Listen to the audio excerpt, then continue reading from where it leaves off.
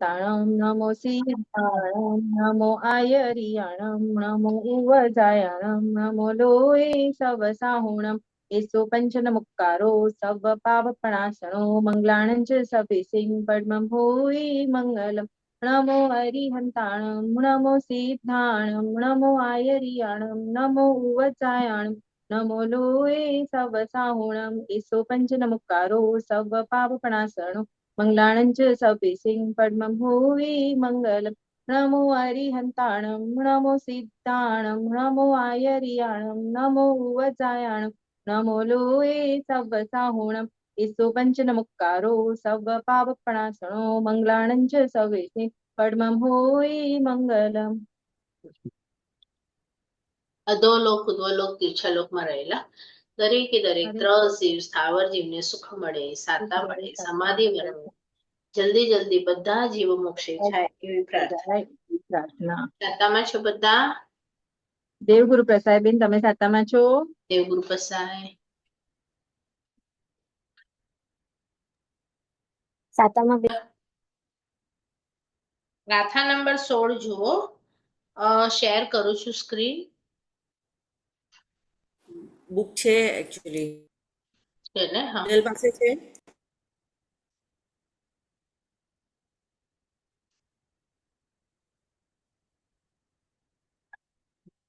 વણ ચૌકા ગુરુ લહુ પરઘા ઉસાસ આય ઉચ્ચોઅમ.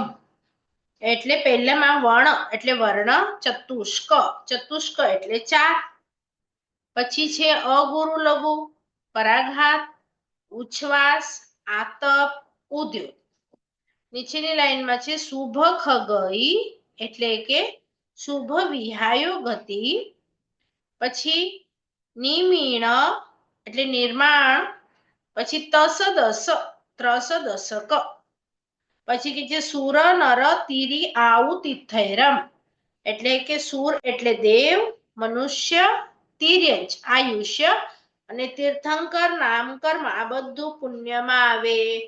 તો તમારી ગાથા નંબર આ જે 16 છે એના આપણે જો નંબર્સ જોઈએ તો 18 નંબર થી જે તમારું ચાલુ થાય છે એને આપણે જોઈએ. તો 18 નંબર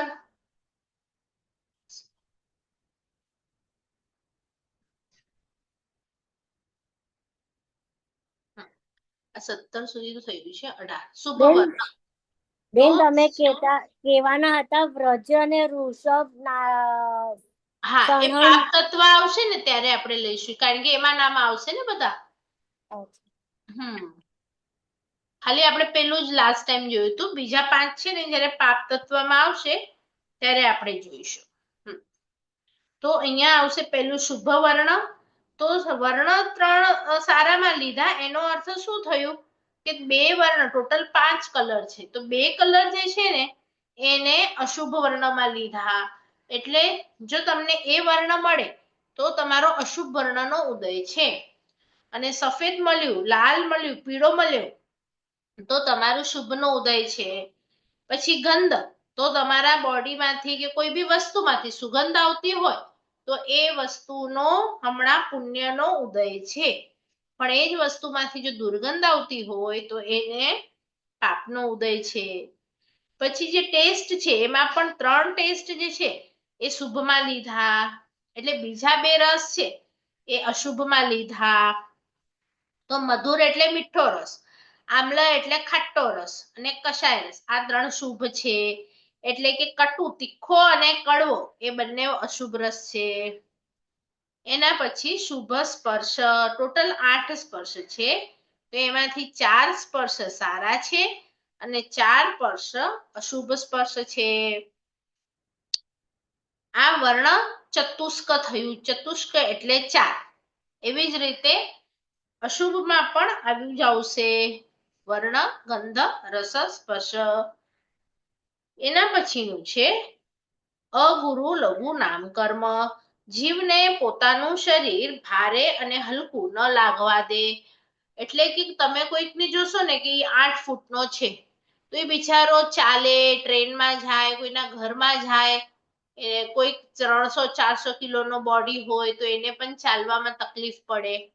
આપણું નથી બહુ હલકું અને નથી બહુ ભારે, તો આપણને આ નામ કર્મ ઉદયમાં છે માટે આપણે પ્રોપર છીએ. જો તમને આ કર્મ બરોબર ન હોય ને, તો કાં તો એકદમ નાના હો, 1 ફૂટ વાળા પણ લોકો હોય છે, એટલું હલકું શરીર કે હવા આવે તો એમને ડર લાગે ઉડી જઈશ, કાં તો ભારે હોય બહુ, કાં તો હલકું હોય, તો એ પછી આમાં ન આવે.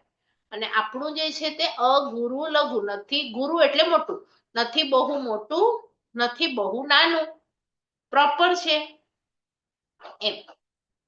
પછી પરાઘાત, તો જીવને એક એવું પ્રભાવશાળીપણું અપાવે કે એના દર્શન અથવા વાણી માત્રથી બળવાન માણસ પણ શોભ પામી જાય. જો કોઈકનો શેઠ હોય, એનો દબદબો એટલો બધો હોય કે એના બાઉન્સર હોય એ એનાથી વધારે તાકાત વાળા હોય, પણ છતાંય નમે. તો એ શેઠ પાસે હમણાં કયું નામ કર્મ છે? તો પરાઘાત. પરાઘાત એટલે પ્રભાવશાળી.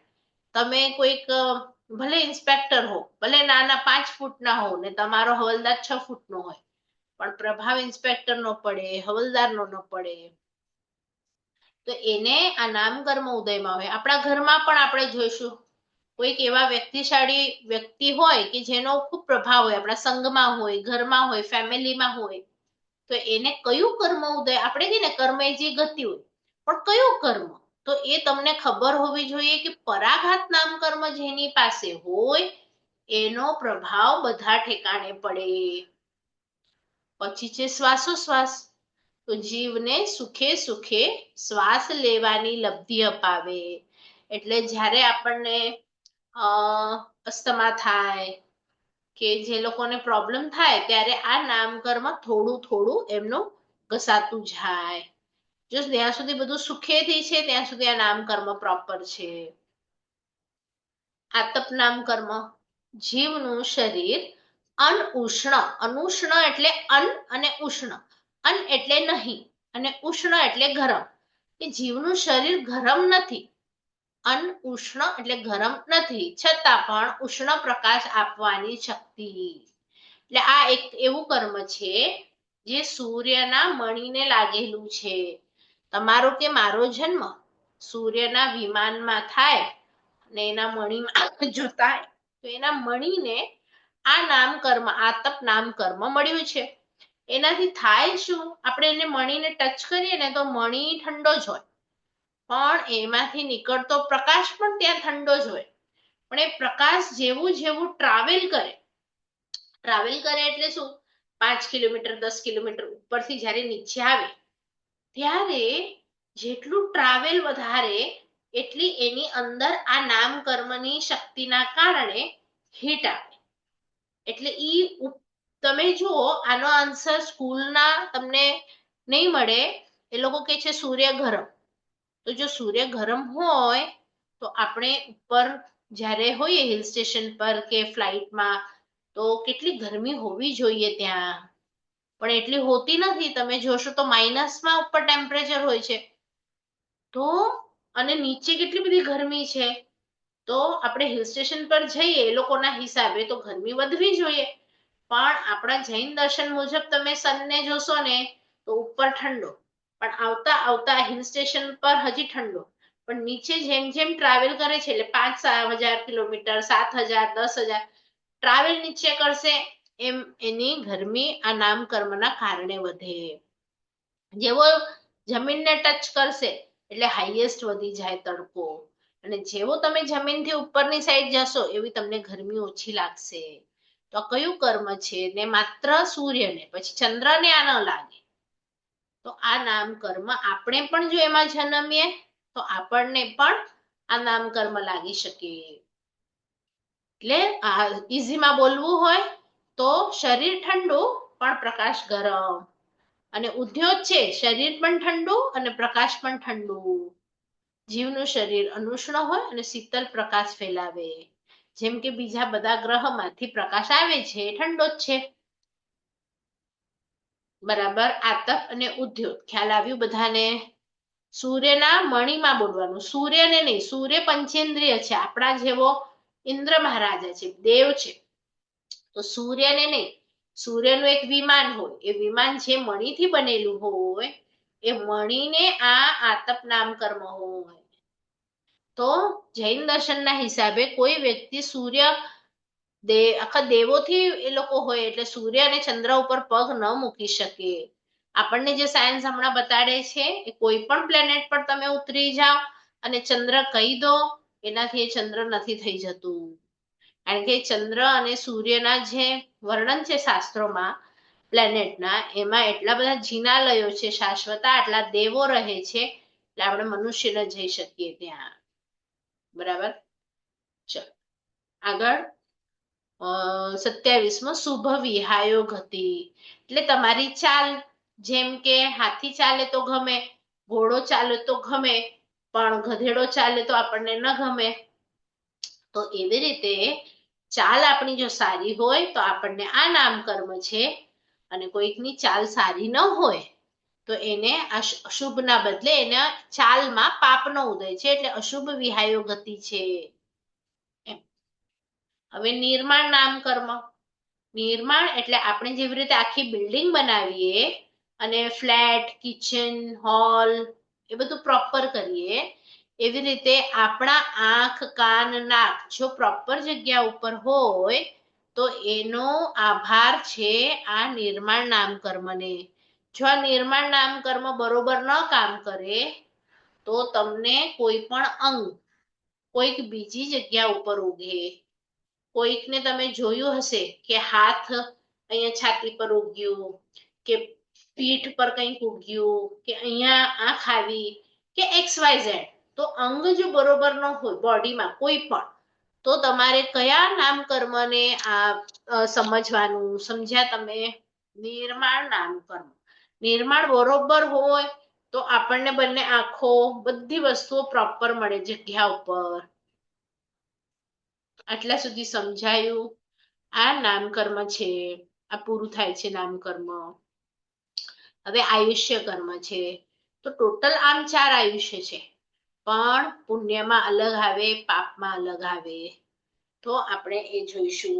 અહીંયા આપણને 16મે નંબરની ગાથામાં દેવનું, મનુષ્યનું અને તિર્યંચનું 3 જ આયુષ્ય બતાડ્યા છે, કે આ પુણ્યનો ઉદય હોય તો આ 3.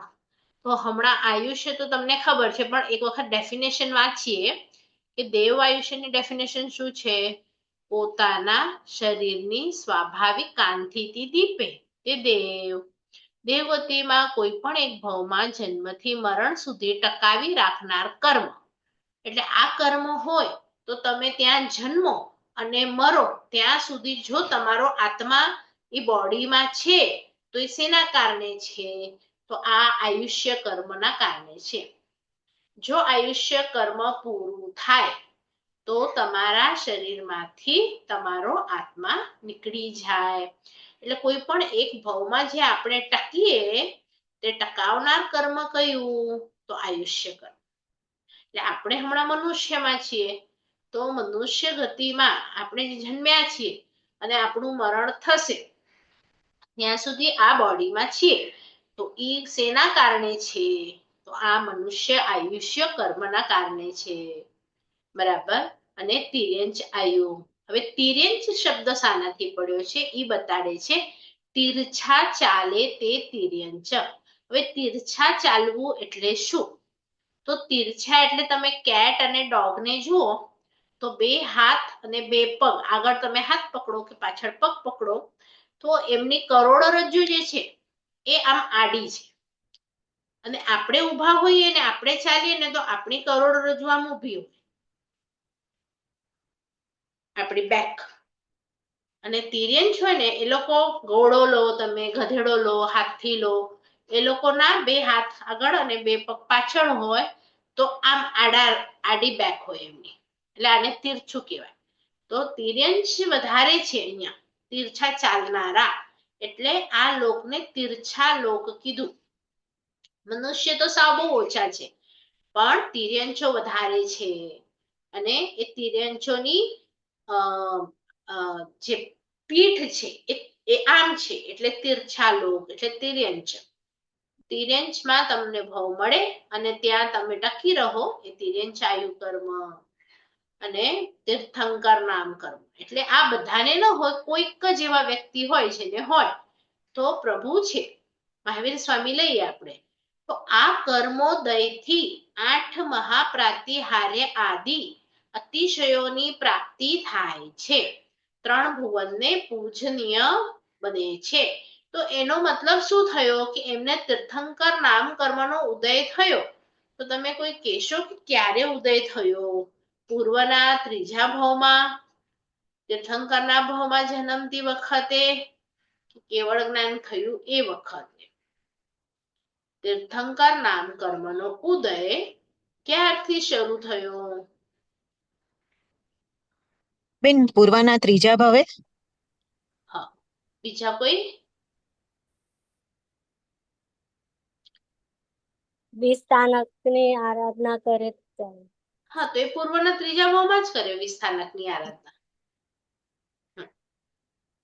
બીજા કોઈ? સમકિત થાય પછી તીર્થંકર નામ કર્મ આવે.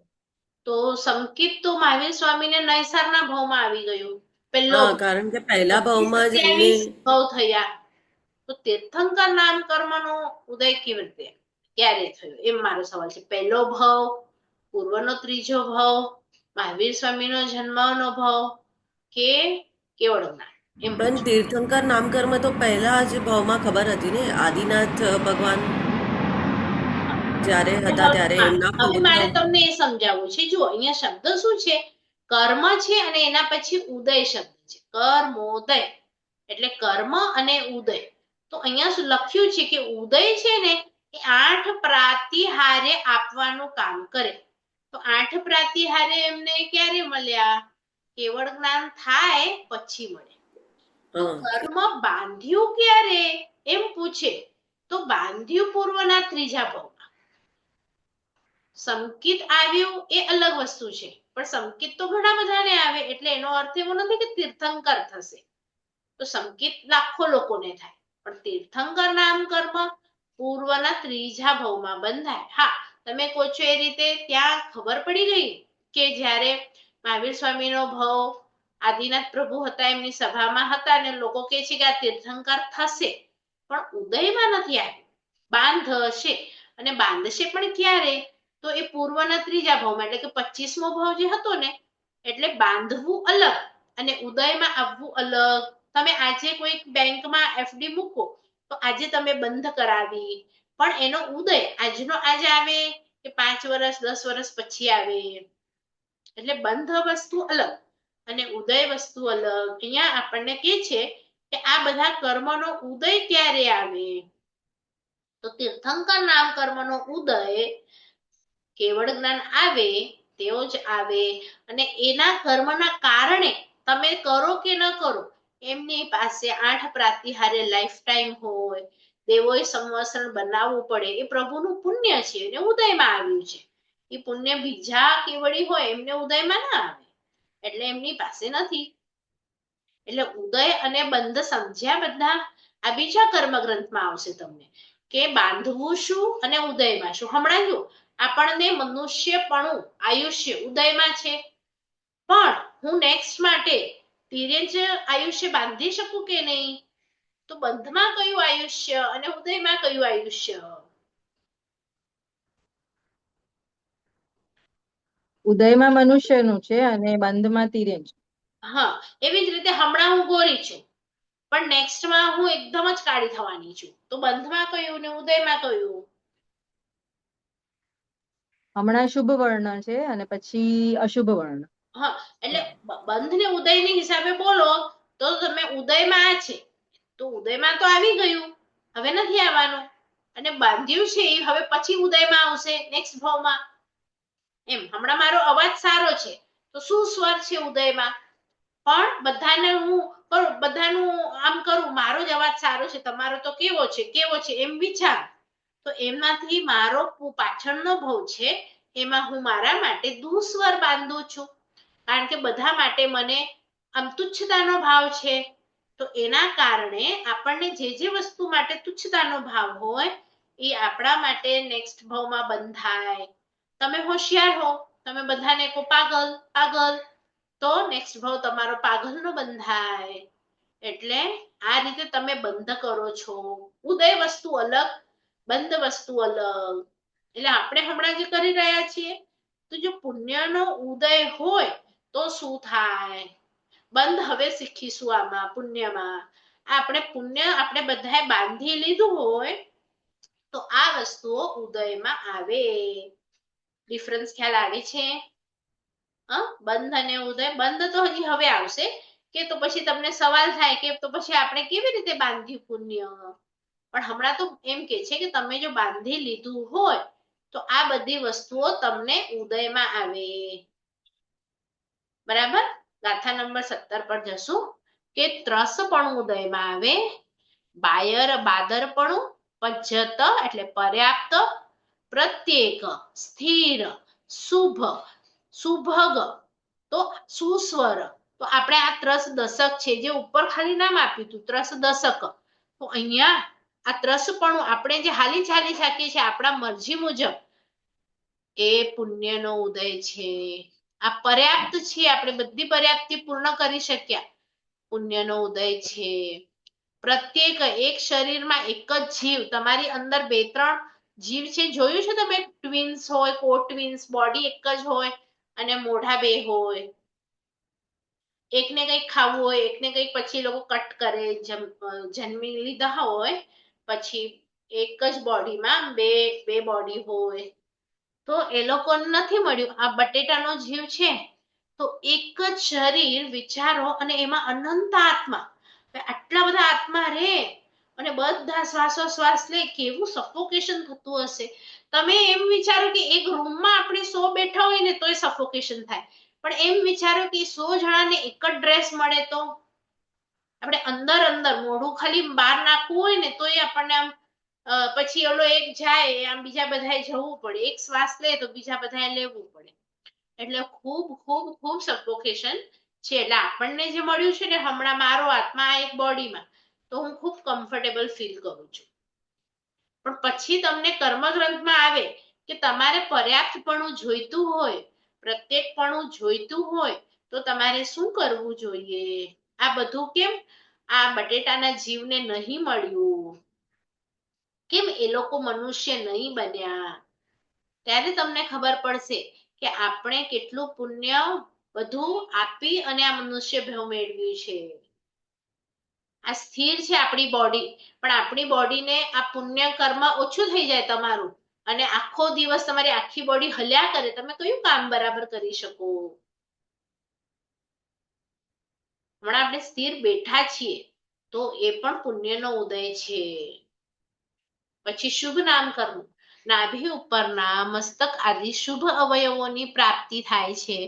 ઘણાને ન થઈ હોય, અહીંયાથી આમ તમે જોયું છે ને, કોઈક બિચારા આમ પતલા હોય, કેવી ડોક થઈ ગયો, દેશ સાઈડ તમે જાઓ, ખાવા પીવાનું ન મળે, બાય ડિફોલ્ટ એ લોકોને બોડી એવી મળી હોય, તો એ લોકોને આ નામકર્મ શુભ નથી, અશુભ મળ્યું છે. પછી સૌભાગ્ય, ઉદયથી બીજા ઉપર ઉપકાર ન કરવા છતાં સૌને ભાલો લાગે. એટલે શું?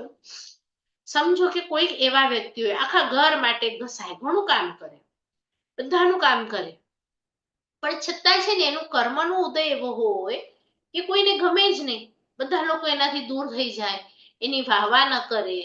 અને કોઈક એવું હોય પુણ્યનો બળિયો, કાંઈ ન કરે, સૌથી લેટ આવે, એકબીજા માટે કાંઈ ન કરે, છતાંય બધાને એના પર પ્રેમ આવે. તો આવું કેમ થાય? કયું કર્મ કામ કરે છે? તો કે સૌભાગ્ય. એનું સૌભાગ્ય એટલું જોરદાર છે. એટલે એણે એવું શું કર્યું છે? તો એણે ગયા ભાવમાં બધાની અનુમોદના કરી છે. તમે જે પણ કરો બધાની અનુમોદના, મારાથી નથી થતું તો હું જેટલી અનુમોદના કરું એટલું મારું સૌભાગ્ય નામ કર્મ જોરદાર બંધાતું જાય. બરાબર? એટલે તમે કોઈની વાહ ન કરો ને પછી તમે ઈચ્છો કે તમારી બધા વાહ કરે, તો એવું પોસિબલ થાય? તમારા મમ્મીએ સારું બનાવ્યું તો તમારે કેવું જોઈએ ને કે મમ્મી તે સારું બનાવ્યું, તમે કોને? પછી તમે કહો મારા દીકરા મને કહેતા નથી, તો તમને સાંભળ્યા હોય, તમે કહેતા હો તોય તમને કહે ને. એટલે તમારી પાસે કર્મ જ નથી. તો આ કર્મને આપણે એટલી હાઉઝી, તમે કહો તો હાઉઝી ને લૂડો કો તો લૂડો અને સાપસીડી કો તો સાપસીડી. 6 કર્મગ્રંથ જેને ખબર પડી જાય એ પોતાના કર્મની સાથે એવો રમી શકે કે 2-5 ભવમાં એનો મોક્ષ થઈ જાય. જો તમે બરાબર કર્મને સમજો તો કે આ કર્મ મને હમણાં ઉદયમાં છે, તો મેં આવું ને લાસ્ટ ભાવમાં મેં કર્યું હશે. હવે મારે લાસ્ટ ભાવનું છોડી દઉં, મારે નેક્સ્ટ ભાવમાં શું જોઈએ છે અને એ કેવી રીતે મળે, તો એના ઉપર આખું કોન્સન્ટ્રેટ કરો. તો તમે આખા શેપ, તમે આખું પેન્ટિંગ બનાવી શકો નેક્સ્ટ ભાવનું. એટલે તમને જેવું જોઈએ છે એવી લાઈફ તમે ક્રિએટ કરી શકો. જેમ આપણે નવું ઘર લઈએ તો એમાં કેવો કલર હશે, ક્યાં રૂમ હશે, પડદા હશે, તમે ડિસાઈડ કરો છો ને. તો નેક્સ્ટ ભાવ કોણે ડિસાઈડ કર્યો હમણાં સુધી કે મને આવો જોઈએ છે? બોલો. નહીં? કારણ કે ખબર જ નથી ને કે એની માટે શું જોઈશે. મને આમ ખબર છે બધાને કે ચલો ચક્રવર્તી બનીએ કે દેવ બનીએ કે મનુષ્ય, પણ એ કેવી રીતે બનાશે, એની અંદર શું મને જોઈશે? કારણ કે પહેલાના લોકો ગુરુ ભગવંતોને પૂછી અને એવા ભાવ મેળવતા હતા. તમને ખ્યાલ હોય કુમારનંદની સોનીનું એક્ઝામ્પલ, એને 2 દેવીઓ ગમી ગઈ. પછી એને પૂછ્યું દેવી કેવી રીતે, મારે દેવલોકમાં જવું છે, દેવીઓ પાસે જવું છે. તો મહાત્માએ કીધું કે તમે જો ચારિત્ર પાડો ને તો દેવલોકમાં જઈ શકો અંતિમ વખતે. તો એ દીક્ષા લે છે અને પછી આગ લગાડી અને મરે છે પીડાથી, અને તરત એ મરતી વખતે ભાવ કરે છે કે હું ત્યાં જાઉં, અને ત્યાં ઉત્પન્ન થાય છે. તો આવી રીતે તમે કરી શકો. એટલે બધાના ખબર હોવા જોઈએ કે આયુષ્ય માટે આપણને જેમ કે છે કે તમે આર્ત ધ્યાન અને રૌદ્ર ધ્યાન, તો આર્ત ધ્યાન બહુ કરો તો તિર્યંશમાં જાઓ, અને રૌદ્ર ધ્યાન બહુ કરો તો નરકમાં જાઓ. હવે આપણને આર્ત ધ્યાનના પ્રકાર ખબર ન હોય, રૌદ્ર ધ્યાનના પ્રકાર ખબર ન હોય, તો 9 તત્વો તમને બધું શીખવાડશે કે જો ભાઈ આર્ત ધ્યાનમાં આ 4 આવે છે, રૌદ્ર ધ્યાનમાં આ 4 આવે છે, તો તું ડિસાઈડ કર કે તે આર્ત ધ્યાન કર્યું આજે કે રૌદ્ર ધ્યાન કર્યું. અને જો તે આર્ત ધ્યાન કર્યું એ વખતે આયુષ્યનો બંધ પડે તો તું તિર્યંશમાં જશે. અને દેવ માટે તારે ધર્મ ધ્યાન કરવું પડશે. મનુષ્ય માટે એટલે બધું તમને જે જોઈએ ક્લિયર તમને આવી જશે પિક્ચર, જ્યારે આ પૂરું થશે ને ત્યારે. બરાબર? એના પછી છે માઇક ઓન છે કોનું? રંજનબેન, માઇક બંધ કરો. કરું હું? મેં કર્યું, હવે રહેવા દે. એના પછી છે સુસ્વર. હા, એ થઈ ગયું. તમને મીઠો અવાજ મળ્યો. આદ્ય નામ કર્મ. આ આદ્ય નામ કર્મ મને હમણાં ઉદયમાં છે, તો હું જે કહું એ બધા માને. તો ઘણા લોકો કે મારું તો કોઈ સાંભળતું જ નથી, એટલે તમારે આદ્ય નામ કર્મ ઉદયમાં નથી, ન સાંભળે એટલે. તો એનો અર્થ એમ થયો કે તમે કોઈનું સાંભળતા નથી, માટે તમે આ કર્મ બાંધ્યું નથી.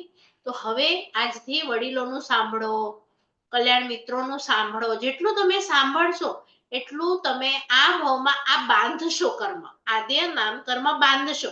અને હમણાં બાંધશો એ તમને નેક્સ્ટ ભાવમાં ઉદયમાં આવશે. કારણ કે બાંધવું હમણાં પડશે, એટલે બંધ માટેના કારણ અલગ આવશે, ઉદય માટેના કારણો અલગ આવશે. યશ નામ કર્મ એટલે કે આ નામ કર્મ હોય તો તમને યશ પણ મળે, કીર્તિ પણ મળે. દાખલા તરીકે યશ અને કીર્તિ અહીંયા 2 શબ્દ સાથે લખ્યા છે, પણ કર્મ ગ્રંથમાં તમે જશો તો બંને અલગ અલગ આવશે. યશ તમને જ્યારે લડવા માટે જાઓ તો યશસ્વી ભવ આશીર્વાદ આપે કે તું લડી અને યશ મેળવજે, ત્યાં તમારે પુરુષાર્થ કરવાનો છે. અને કીર્તિમાં તમે કરોડપતિના ઘરે બાય ડિફોલ્ટ જન્મ્યા અને તમારા નામથી તમારા દાદાએ લાખ રૂપિયા ક્યાંક લખાવ્યા, તો તમારું નામ તો એ ગામમાં એકદમ ફેમસ થઈ ગયું કે તમારા નામથી લાખ લખાયા. તમે કઈ કર્યું નથી, તમે માત્ર ત્યાં જન્મ્યા છો, તો તમારા નામની કીર્તિ થઈ. તો તમે એકચ્યુઅલી કઈ નથી કર્યું, પણ તે છતાંય તમારી કીર્તિ થઈ. તો કીર્તિ છે તે પુણ્યનો ઉદય છે. અને યશ તમને ક્યારે મળે? જો તમે પુરુષાર્થ કરો તો. દાખલા તરીકે મેં મોહને હરાવવાનો પુરુષાર્થ કર્યો, અજ્ઞાનતાને હરાવવાનો પુરુષાર્થ કર્યો, લડવા માટે યુદ્ધ માટે બહાર ગઈ, ત્યાં પુરુષાર્થ કર્યો. તો જે વ્યક્તિ ને લડવા માટે જાય ને તો તમે મહાભારત સિરિયલ જોશો, રામાયણ, તો યશસ્વી ભવ આવશે. પણ કીર્તિમાન ભવ ક્યારે આવે? જ્યારે તમે કોઈ દાન કરો અથવા કોઈક એવા સારા કાર્ય કરો જ્યાં તમારું નામ થાય, તો પછી એમાં કીર્તિ વર્ડ આવે. એટલે આ નામ કર્મનો ઉદય જોઈએ તો તમે જે જે યશસ્વી થાય છે, જે જે કીર્તિમાન છે, એ લોકોની અનુમોદના કરો કે તમે કેટલું સરસ કર્યું અને મારે પણ આવું કરવું છે, એવો ભાવ કરો. તો પછી આ નામ કર્મ તમને ઉદયમાં આવે. એમ જ કઈ ઉદયમાં ન આવી જાય, બધું બાંધવું પડે. બાંધેલું હોય એ ઉદયમાં આવે, બાંધેલું ન હોય એ ઉદયમાં ના આવે. તમે 1 કરોડ કમાવો તો તમે એને ઉદય આજે તમે ખર્ચો કરી શકો, પણ કમાવેલા જ ન હોય તો તમે એનો ખર્ચો કેવી રીતે કરી શકો? એટલે કમાવવું પડે. તો હવે તમને સવાલ થાય કે અમારે તો આ બધી વસ્તુઓ ભોગવવી છે નેક્સ્ટ ભાવમાં, તો પછી અહીંયા તમને બતાડે છે કે જો ભાઈ તને પુણ્ય જોઈએ છે તો 9 પ્રકારે બંધાય. પુણ્ય બાંધવાના પ્રકાર કેટલા? 9. ઉદયના પ્રકાર કેટલા? તો 42. આ લાઈન બરાબર ધ્યાન રાખજો. ભોગવાય છે 42 ને બંધાય છે 9. તો તમને કહેશે કયા 9? તો કે તમે કોઈ પણ સુપાત્ર હોય, તમે તીર્થંકર લો એ પણ સુપાત્ર છે, ગણધર ભગવંતો લો, આચાર્ય ભગવંત, ઉપાધ્યાય ભગવંત, સાધુ સાધ્વી, શ્રાવક શ્રાવિકા, સાધર્મિક ભાઈ બહેનો, બધા કોઈ પણ સુયોગ્ય પાત્રમાં તમે અન્નનું દાન કરો તો તમે અન્ન પુણ્ય બાંધો. પાણી આપો તો પાણીનું પુણ્ય બાંધો. જગ્યા આપો તો સ્થાન પુણ્ય બાંધો. સુવા માટે આપો તો શયન પુણ્ય બાંધો. વસ્ત્ર આપો તો વસ્ત્ર પુણ્ય બંધાય. પણ જો અહીંયા કેવું છે કે તમે જેટલી મોટી કેટેગરીને આપો ને, હમણાં તમે મોદીને કંઈક આપો તો મોદી તમને શું આપી શકે રિટર્નમાં? અને મોદીના પ્યુનને તમે કંઈક આપો તો એ પ્યુન તમને શું આપી શકે? એટલે તમે જ્યારે વસ્તુ આપો છો એ વ્યક્તિ કેટલો મોટો છે એના ઉપરથી તમારી પુણ્યની ક્વોન્ટિટી અને ક્વોલિટી નક્કી થાય. એટલે 1 રોટલી છે એ તમે તીર્થંકરને આપી, એ તમે સામાન્ય આચાર્ય ભગવંતને આપી, એ તમે કામવાળીને આપી, ભિખારીને આપી, તો રિઝલ્ટ બધામાં અલગ અલગ મળશે. એટલે તમે જેટલી શાતા ઉચ્ચ પાત્રને આપો છો એટલી તમને ઉદય વખતે વધારે વસ્તુ મળી શકે છે. આ ખ્યાલ આવે છે?